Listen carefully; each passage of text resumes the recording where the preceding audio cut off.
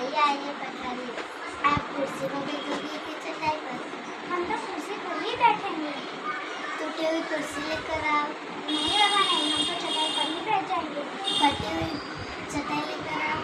नहीं बाबा नहीं, हम तो जमीन पर ही बैठेंगे। आप चाय पियोगी या दूध? हम तो चाय ही पियेंगे।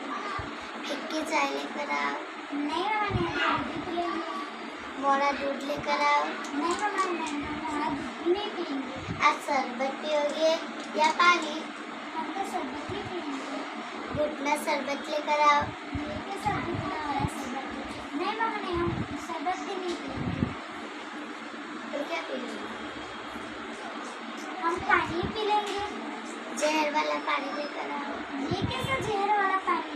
नहीं बाबा नहीं, हमें कुछ भी नहीं पीना है, हमें कुछ भी मत दीजिए। भागो, ये कैसा रिश्ता है?